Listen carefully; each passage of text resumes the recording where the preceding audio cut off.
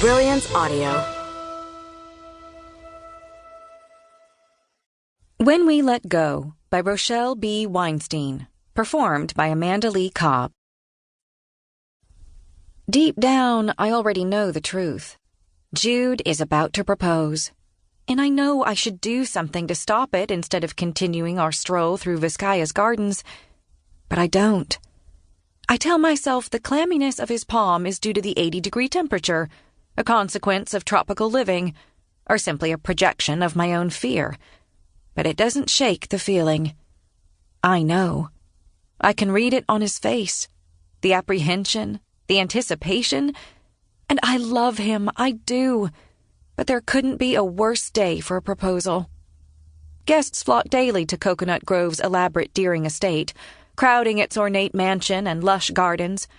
But today the visitors have all gone home, the sun scurrying toward the west, drenching the property in magnificent light. A handful of staff lingers, tending to the parterre, and there's Lloyd, security guard and trusted friend, making his rounds. Lloyd glances in my direction, a knowing grin strapped to his face, which only heightens my suspicion. When Jude phoned earlier asking to stop by after work, the request wasn't unusual. His job at the hospital involves complex cases, and we often unwind with a stroll around the property where I work. I was happy to stay later, as I often do. But here we are, nearing the fountain garden, and everything is about to change. I steal a sidelong glance in his direction as he meets my eyes.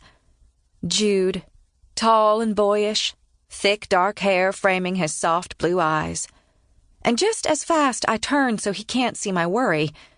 2 years in, and I suppose I believed I had more time to sort out the layer of indecision. It's not Jude's fault he doesn't know the significance of this date. And as we pass the newly planted rose garden, Jude stops and takes both my hands in his. Jude is both nervous and sure of himself, and his stare brings forth a flare of longing, a burst of warmth I've worked so hard to tame.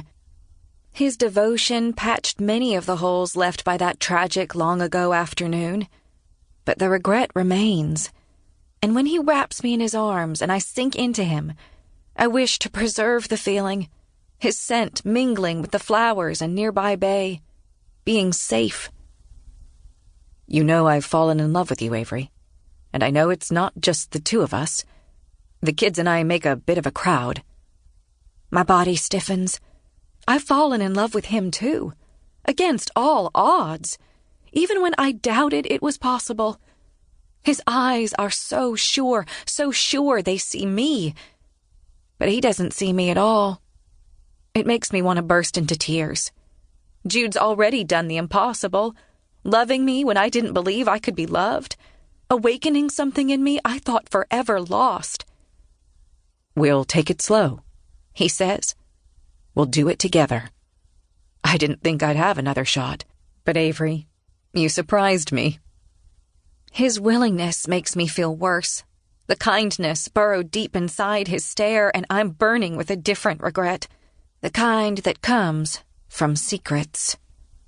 This is Jude, I remind myself, and it brings forth the afternoons we spent walking the beach, competitive games of backgammon, the first time we made love, and his kids, Henry and Milo, tossing macaroni and cheese at each other from across the table, ducking noodles and snarky insults from Big Sister Elle.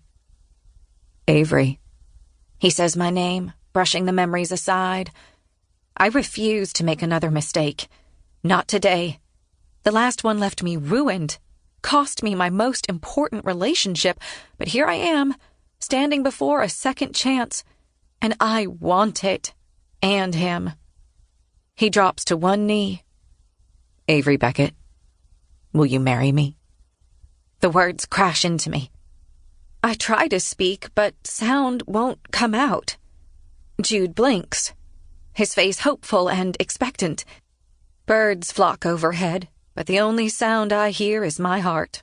It bursts from my chest, and I want to force it down, let him know how he surprised me, too.